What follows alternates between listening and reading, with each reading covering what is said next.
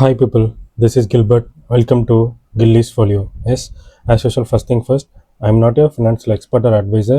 இங்கே நான் சொல்கிறது பண்ணுறது எல்லாமே என்னோட ஓன் நாலேஜில் எக்ஸ்பீரியன்ஸில் ஷேர் பண்ணுறது தான். இதை பார்த்து நீங்கள் பண்ணிங்கன்னா I'm not responsible for your profit R losses. Okay, let's get into the today's video. Okay, இன்றைக்கி வீடியோவில் என்ன பார்க்க போகிறோம் அப்படின்னா, ஓகே கரண்ட்டாக வந்து இப்போ இது வந்து கோல்டோட chart. Gold last two three டேஸில் விழுந்திருக்க பர்சன்டேஜ் பார்த்தா 5%. இது பிட்காயின் சார்ட்டு. லாஸ்ட்டு 2 to 3 டேஸில் விழுந்திருக்குது 10 to 15%. ஸ்டாக் மார்க்கெட் SPX 500 அமெரிக்காவோட டாப்பு. ஸோ இந்த ஸ்டாக் மார்க்கெட் இது லாஸ்ட்டு 2-3 டேஸில் விழுந்திருக்க பர்சன்டேஜ்னு பார்த்தா இது ஒரு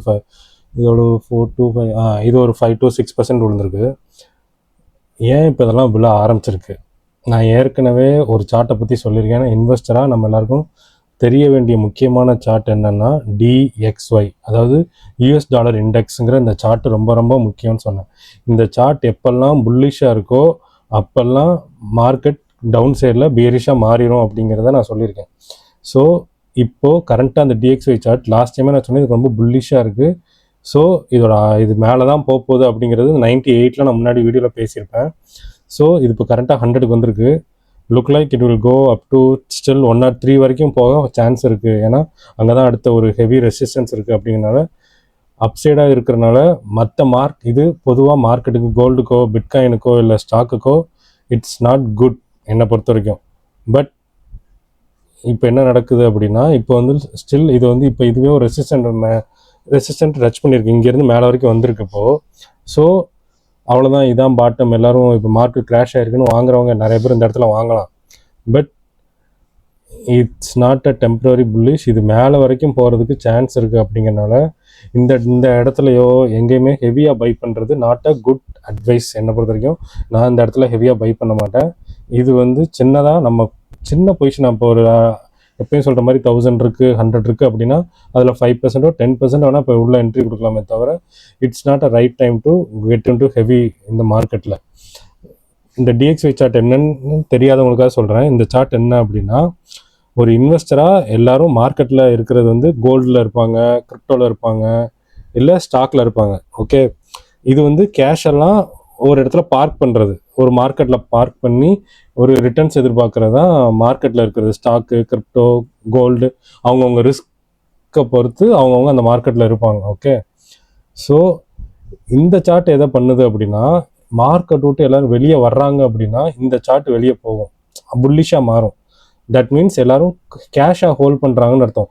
கேஷை ரொம்ப வேல்யூ பண்ணுறாங்க. ஏன்னா இது இன்னும் டவுன் சைடு போக போகுது. அப்போ நம்ம கேஷாக வச்சுருந்து கீழே வரும்போது பை பண்ணணும். அப்படிங்கிறனால பெரிய பெரிய ஸ்மார்ட் இன்வெஸ்டர் எல்லோரும் மார்க்கெட் விட்டு வெளியே வர்றாங்கன்னு அர்த்தம். ஸோ இந்த சார்ட் புல்லிஷ் ஆகுது அப்படின்னா எல்லோரும் வெளியே வந்துட்டுருக்காங்க, இது இன்னும் கீழே போகும்போது அந்த இடத்துல வாங்குறதுக்காக கேஷை ரெடி பண்ணிகிட்டு இருக்காங்கன்னு அர்த்தம். ஸோ இந்த சார்ட் ஸ்ட்ராங்காக ஆகுது, இன்னும் ஆக போகுது அப்படிங்கிற டயத்தில் இதெல்லாம் இன்னும் டவுன் சைடு போகிறதுக்கு தான் சான்ஸ் இருக்குது. பட் எவ்வளோ டவுன் சைடு போகும்னு தெரில. சின்னதாக ஒரு ரேலி கொடுத்துட்டு திரும்ப கூட அவங்க இன்னும் கீழே இறக்கலாம். ஸோ இந்த டைம் வந்து ரொம்ப ரொம்ப காஷியஸாக இருக்க வேண்டிய டைம். அதனால் வந்து be careful, get into the market. So analyse பண்ணுங்கள். இது என்னோடய ஒப்பீனியன். ஏன்னா இந்த சார்ட்டை நான் ரொம்ப கவனமாக பார்ப்பேன். இது சின்னதாக கூட இப்போ சின்ன டவுன் சைட் கொடுக்குறனால மற்ற மார்க்கெட் சின்னதாக ரிலீஃப் ரேலி கொடுக்கலாம். அந்த இடத்துல இப்போ ஒரு ஹெவியாக செல்லிங் நடந்திருக்கனால வந்து சின்னதாக மேலே கொண்டு போயிட்டு கூட திரும்ப இங்கே கீழே கொடுக்கலாம். இது எங்கே எல்லா இடத்துலையும் தான், கிரிப்டோவில் இருக்கலாம், கோல்டில் இருக்கலாம்.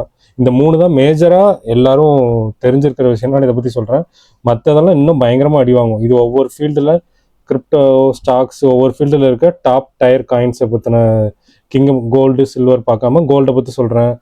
சில்வர்லாம் இன்னும் அடி வாங்கியிருக்கும். சில்வர்லாம் பார்த்தோம் அப்படின்னா இன்னும் கோல்டோட டபுள் மடங்கு அடி வாங்கியிருக்கும். So this is not a right time to get into the market with a heavy position. அப்படிங்கிறனால வாங்கணும்னு நினைக்கிறவங்க சின்னதாக ஒரு 10%, 5 to 10% மட்டும் வாங்கி வச்சுக்கிறது சேஃபு, ஹெவியாக போகாமல். அப்படிங்கிறனால இந்த சார்ட் புல்லிஷாக இருக்கனால வந்து டவுன் சைடுக்கு ரொம்ப சான்ஸ் இருக்குது. அதனால் வந்து இது என்னோடய போர்ட்ஃபோலியோவில் நான் ஏற்கனவே வாங்கி இன்னும் கேஷ் ரிசர்வாக நான் 3500 வரைக்கும் நான் இன்னும் வச்சுருக்கேன். அப்படிங்கிறது வீடியோவில் வந்து பார்த்தவங்களுக்கு தெரியும். ஸோ நான் ஏன் அதை அவ்வளோ தூரம் வச்சுருந்தேன் அப்படிங்கிறதுக்கான காரணம் இது தான். ஏன்னா அப்போவே நான் சொல்லியிருந்தேன் மார்க்கெட் டவுன் சைடு போகிறதுக்குன்னு சான்ஸ் இருக்குது. அந்த டைமில் கேஷ் நம்மகிட்ட இருக்கிறது ரொம்ப முக்கியம். அதனால தான் ஹோல்ட் பண்ணியிருந்தோம். ஸோ அப்கமிங் வீடியோவில் என்ன போர்ட்ஃபோலியோ அப்டேட்டை பற்றி நான் சொல்கிறேன் உங்களுக்கு.